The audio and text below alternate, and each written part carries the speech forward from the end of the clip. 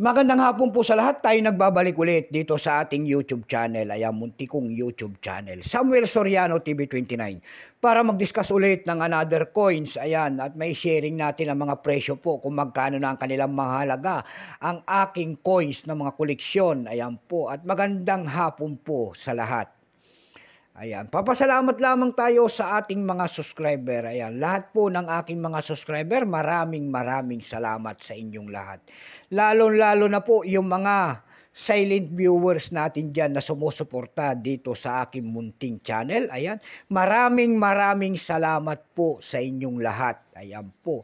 Yun, maraming salamat din po sa sumusuporta doon sa ating FB page. Samuel Soriano, ayan, doon sa aking FB page. Lahat po na nakapalo sa akin doon ay maraming salamat sa inyo. Lalo-lalo na po yung mga nagsesend ng ating mga star doon ay thank you so much sa inyong lahat. Ayan po. Yan naman po hindi pa po nakapag-subscribe dito sa aking YouTube channel. Anyayaan ko lang sana kayo at malaking tulong na po o bagay ang inyong gagawin.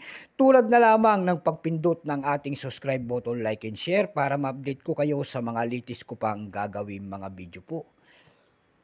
Excuse me po. Ayan, inuubo tayo. Tigas. Meron naman tayong pag-usapang barya guys at ito po ay pera po ng Colombia. Baka meron kayong mga ganito mga barya. Ayan. Willing tayo pong bilhin. Bultuhan po ang ating bili rito at pag-usapan natin ang presyo. Ayan po. Bago tayo magsimula sa ating talakang, kilalanin mo muna natin siya para malaman natin ang kanyang presyo. Issue po, Colombia. Period dito ay Republic 1886 up to date po. Type nito is circulating commemorative coins. Ayan. Type nito circulating commemorative coins. Commemorative coins pala ito.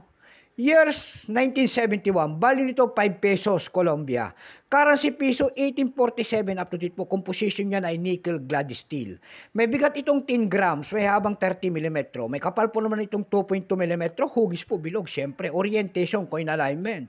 Number N-9860. Reference number KM-247, Republic of Colombia. Ito pong year 1971, ayan, no percent po yan. Kung ilang piraso naman ang ginawa ng Colombia sa hawak nating barya, ito po ay 2 million lamang. May price na po ito doon sa ating numista.com, binigyan na po ng presyo. Yung kanyang verified 90, extra fine ay 100. Almost uncirculated, 110. Uncirculated nito ay nagkakahalaga na po ng 120 pesos.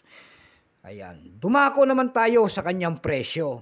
Doon sa ating eb.com, mayroon tayong nakita nagbebenta doon ng $10.50. Nasundan po ito ng $9.49. Yung pinakamalit na bintahan doon ay $5.75.